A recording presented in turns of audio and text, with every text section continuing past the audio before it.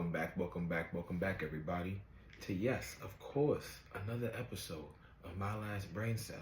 We are inching so close to our 100th episode, and I really hope that you stick around for it. I hope that you stay tuned for it because, I've got, yikes, some stuff lined up, for you guys. Yeah, wow.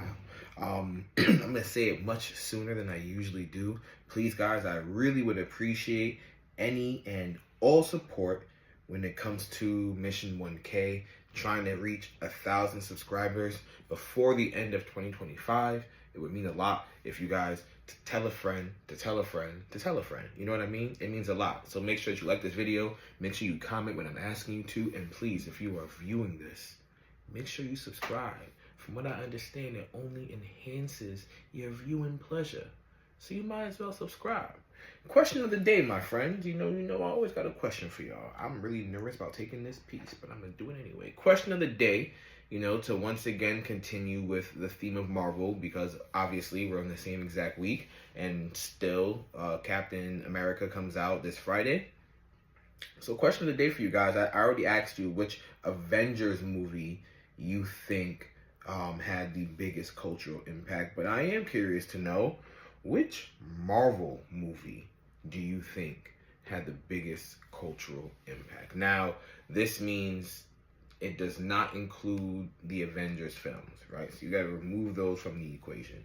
But which Marvel movie do you think had the biggest cultural impact? Now, I almost said my answer on the previous episode, right? And my original answer, and I was kind of stuck between the two, and it was going to be either, and it's honestly both Captain America movies. I was going to say either Civil War or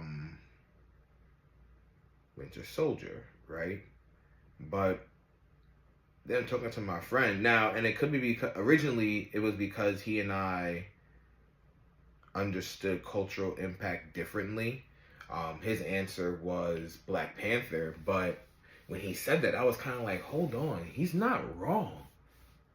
He might be onto something. I think of all the Marvel films, Black Panther had the biggest cultural impact, and I don't just mean like the black culture. I mean culture, like movie culture, like the superhero movies and everything, like originally, like I said, my original answer was Civil War, because especially for people who aren't, familiar with the storyline, you're watching your favorite heroes fight, and not on some Batman versus Superman bullshit, but like these were people who were friends up until an hour and 47 minutes ago, you know what I mean? And now they're scrapping with each other because they're disagreeing. So I chose that. And then I also was thinking about Winter Soldier because of what it meant for Marvel's future, right?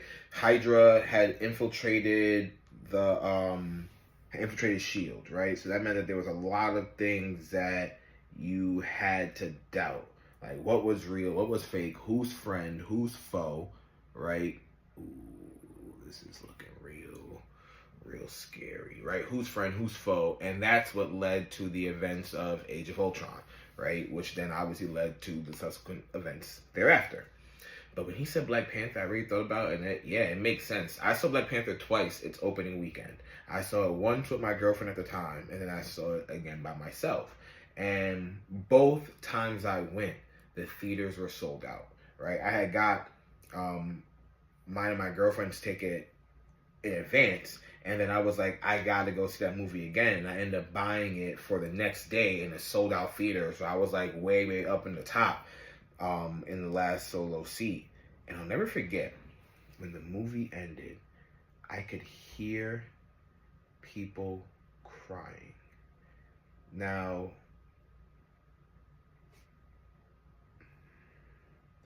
this wasn't the first Marvel movie in which I heard people crying, but it was so interesting when people were crying. Now, the movie didn't end on a sad note, right? There was not much sadness towards the end of the film.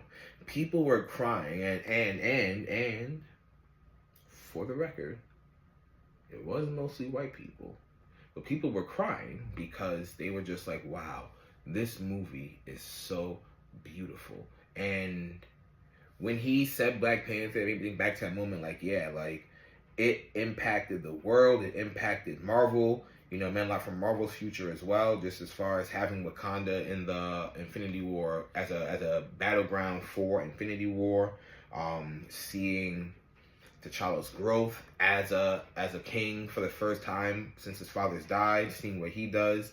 It was a beautiful film. So I think I would agree that Black Panther is the Marvel movie that had the biggest cultural impact. But you know, I'm just one man, so please, please, please let me know what you guys think by putting your answer in the comments. And while you're thinking about all the amazing Marvel films that we've had in the last 17 years at this point, damn, that's crazy to think about. I'm gonna go ahead and grab Pick Your Poison. But first, I want to figure out. Ooh, I'm gonna snag that one before I grab Pick Your Poison. Nice. I'm gonna shuffle back here. This is the scariest tower I think I've had so far because, yeah, it's like on bare bones. Yeah, that shit is nuts. All right, let's see what we got. Let's get you know what? Fuck it. Let's get all three of those. They were stuck together. Maybe it's meant to be. Maybe those are the cards I was supposed to have. You know what I mean? Ooh, let's see. All right. Only be able to take ice cold showers. Use a litter box every time you need to go to the bathroom. Always be running 30 minutes late. Now, I like to think when it comes to important meetings and important things that I'm pretty punctual, right? Like I like to pride myself on being punctual when it matters. If I'm just going to like the grocery store, or if I told my friend, yo, I'll be on the game in like 5-10 minutes, that doesn't matter to me, right? But to always be running 30 minutes late is just a huge inconvenience to me and whoever I'm holding up. But I feel like mostly to me, because then it just throws off the entire rest of my day. What am I gonna do here? Oh, nice. Using a litter box every time I need to go to the bathroom is horrifying. It's hilarious, but it's also like really scary or gross, I guess, because I don't want to have to. You know what the beauty of a toilet is? You don't really have to look at the mess you made once it came out your body. It's covered with toilet paper and probably wet wipes if you're an advanced being. And you just flush and it goes down the drain, just like that did, right? So having to use a litter box every time I go to the bathroom would be horrible because I have to scoop my own shit. Nah, I don't want to deal with that. But then there's this third option, yeah? Only be able to take ice cold showers. That sounds like a prison torture technique. I don't want that. I'm not a war criminal. I'm not a POW.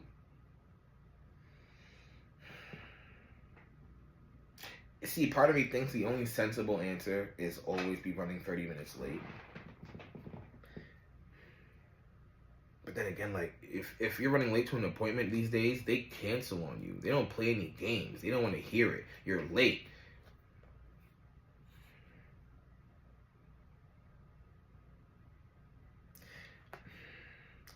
Ice cold? You ever had ice cold water touch your spine and feel like your ribs are gonna collapse to try to protect you, but inevitably kill you? I feel like when water touches my spine, I understand what it's like for a Titan shifter to like turn. Like that lightning bolt that hits them, like once they transform, that's what that feels like.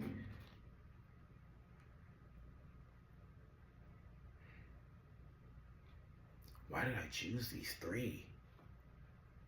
You know, honestly, I have no choice. I'm going to always run 30 minutes late. I just have no choice. I'm going to miss appointments and things. That's fine. That's fine. I'll make two.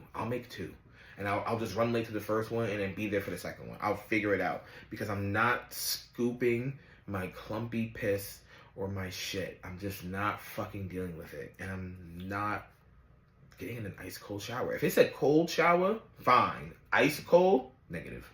Negative, Captain. I'm not doing that. Let me know what you guys are picking. Are you going to always run 30 minutes late? Are you going to use litter box every time you need to go to the bathroom? Or are you only going to be able to take ice cold showers? You can't even take a bath. You can only take ice cold showers. Don't do that. Unless you like it. People take ice baths, but they're also not in there for super long. Just saying. But I digress. Let me know what you guys pick. No, don't let me sway your opinion at all. You let me know what you guys pick. Go ahead and put it in the captions and or comments. And while I figure this out and get Wheel of Fun, you do that, yeah. While I figure this out and get Wheel of Fun. That should have been the sentence. You know what I meant. Let's see what we got today.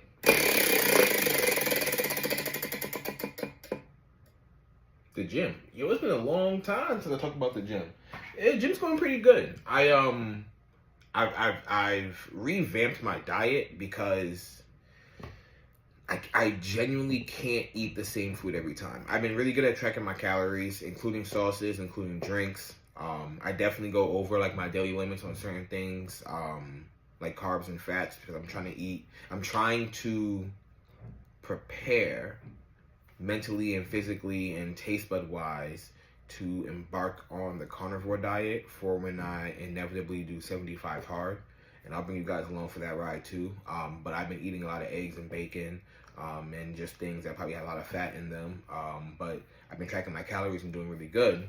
So the gym's been all right. It's interesting though, because I can tell that because I never tracked my calories before and I was just eating to eat, I was definitely in a surplus, right? So let's just assume that I was anywhere between a 500 to 700 calorie surplus.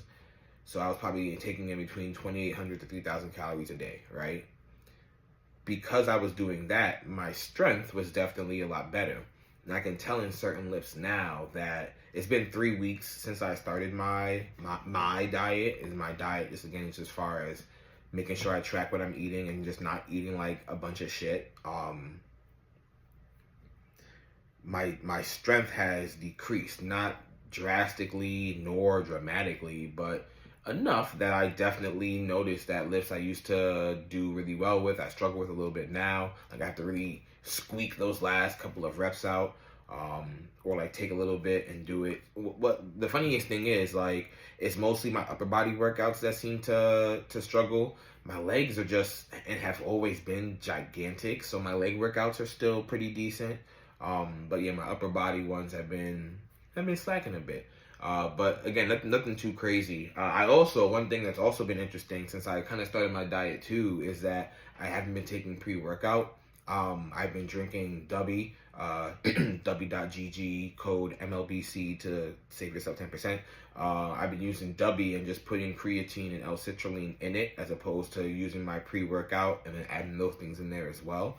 And I honestly was a little nervous to not use pre-workout in the gym because I always feel like I lose a lot of strength, but nah, and it's interesting too because I'm going to the gym at night. Obviously, I eat throughout the day, so I have a good amount of energy to go tackle my lifts.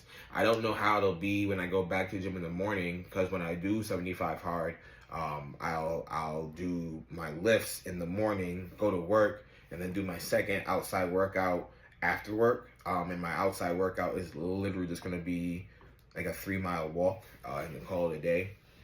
If that's cheating, sue me. I don't really care. I'm going to do it anyway.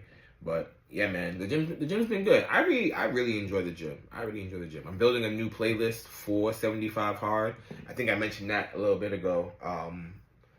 So I've been like really going through all of my music and just being like, okay, what's this song like? I remember this album. What's good on this album? And just really trying to be really picky with what I have, because I'm gonna need all the mental fortitude and energy that I possibly can. I have songs on there that I haven't heard in so long that I'm like, yeah, this is perfect. I have songs on there that I had on previous playlists. I'm like, this will be great, but I'm being real picky and particular with my my 75 hard playlist. So if you guys have any song suggestions that you think would go hard for the gym, let me know. I'm always looking, and I'm I'm open to just about anything. I listen to all music except for country, to be honest. I don't listen to like metal and rock like on my free time, but if it came up, I wouldn't mind bumping to it necessarily. But you know, mostly hip hop, R&B, most forms of hip hop I don't mind. So if you got some song, I even have anime theme songs. You know what I mean? Like I have Black Clover theme songs. I had the Don Don theme song. I had the Mashal theme song. I had JoJo theme song. You feel me? I had a bunch of things on there from anime. So if you have good tunes, I had the Bleach Oast. You know what I mean? So yeah, if you've got some really good tunes that you use for the gym, drop them in the comments for me. And if they pass, you know, my personal taste and preference, I'll add them to the list. And if not, then either way, know I appreciate you coming by and commenting and engaging. Once again, Mission 1K. Don't forget, Mission 1K. I'm trying to get 1,000 subscribers. There's 35 of y'all now, and it blows my mind. Like, I really appreciate all of you. Now, if all of you told a friend, I could be at 70. And then let's say, you know, you told another friend, and those new friends you told friends, I'd be at 140. I'm just saying. Don't mind me. I'm just throwing out numbers. But anyway, for those of you who are here right now, know I appreciate you. For those of you who will come in the future, know I appreciate you too. But anyway, guys, that's all I got for you today. So, until next time, this is King Echo, signing off.